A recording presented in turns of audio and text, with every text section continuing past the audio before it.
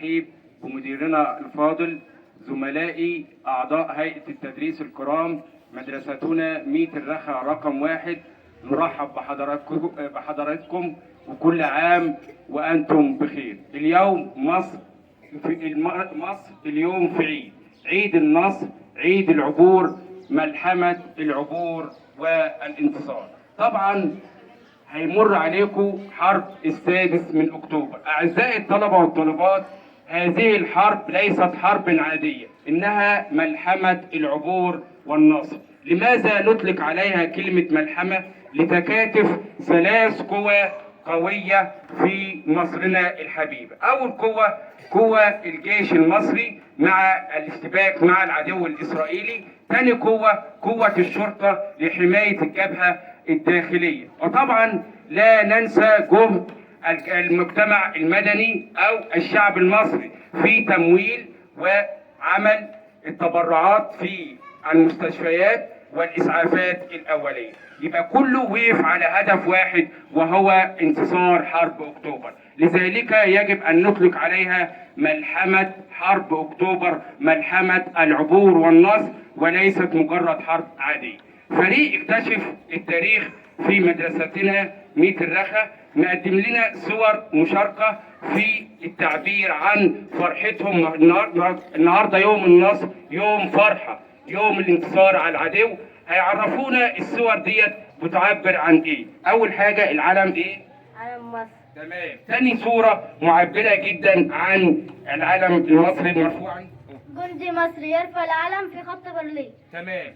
نيجي على صورة لبطل مهم جدا في الحقبة التاريخية، وهو اتفضل زعيم محمد أنور السادات بطل الحرب والسلام. تمام، وصورة معبرة له. تعالي نيجي على الصورة دي يا جماعة، صورة مهمة جدا وهتشوفها في التلفزيونات ووسائل الإنترنت رافعا علم مصر. اتفضل.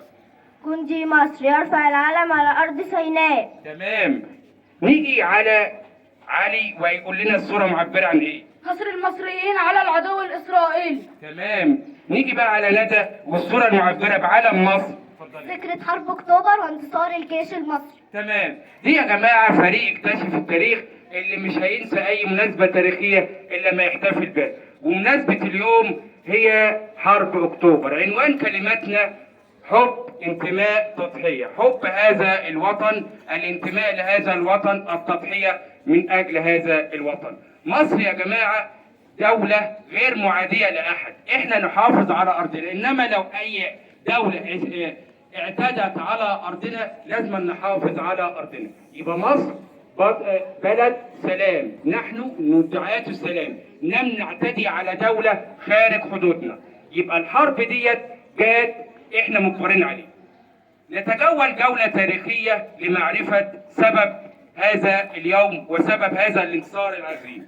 بعد هزيمة عام 1967 بقيادة الزعيم الراحل جمال عبد الناصر، ظن العدو الإسرائيلي أخذ سيناء قوة وقهرا أنها لا تعود إلى مصر ثانية، وعمل خط بارليف وحمى وبنى فعلا المستشفيات في سيناء وبنى وسائل التليفونات، ظنا أنه يمكث فيها أو يسكن فيها مدى الحياة. ولكن المستحيل ليس مصريا أعزائي الطلبة والطالبات.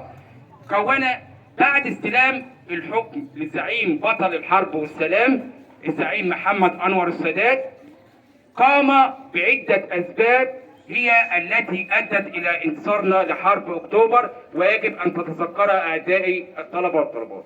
أول سبب الإيمان بالله، دي حاجة لازم يكون الجندي المصري مؤمن بالله. حاجة ثاني حاجة العقيدة القتالية. الجندي المصري أعزائي الطلبة والطالبات هو الجندي الوحيد اللي في العالم اللي بيروح يحارب مضحيا بنفسه. يعني ممكن يموت هو عارف اللي هو خارج يموت. يعني دي الجندي الوحيد المصري. رخر ممكن جندي يضرب كذا دبابة مضحيا بنفسه. يبقى أول حاجة الإيمان بالله، العقيدة القتالية. ثالث حاجة ومهمة التدريب المستمر. يعني التدريب المستمر 7 سنين أو أقل، من 1967 ل 73.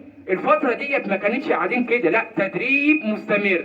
تاني حاجة ولا ننسى التعاون العربي المشترك.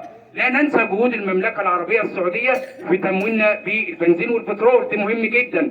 تاني حاجة الشعب السوري والجيش السوري تعاون. تاني حاجه الخداع الاستراتيجي يا جماعه، كله في مصر الشعب المصري تقريبا ما كانش يعرف، خلاص كله مسلم، واليأس مسلم اللي خلاص سينا خط بارليف خط منيع ودي خلاص انتهت خلاص كده. انما الجيش المصري السريه التامه، يعني ساعه الحرب دي لم يعلمها الا القاده فقط، حتى الجند المصري لم يعلمها، ودي من سريه انتصار حرب اكتوبر.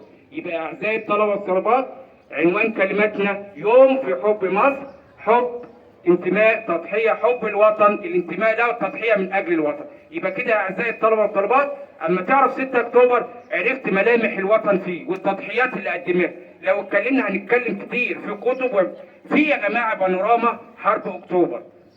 البانوراما ديت يا ريت تبحث عنها في النت، هتشوف كل التضحيات والدبابات وملحمه العبور بكل دقه. يبقى يا اولاد خلاصه كلماتنا اليوم حب مصر، مدرستنا فريق اكتشف التاريخ يوم في حب مصر، والفريق ده هيبقى معانا في كافه الاحتفالات التاريخيه. وحفظ الله مصرنا بكل خير، وكل عام وحضراتكم بخير.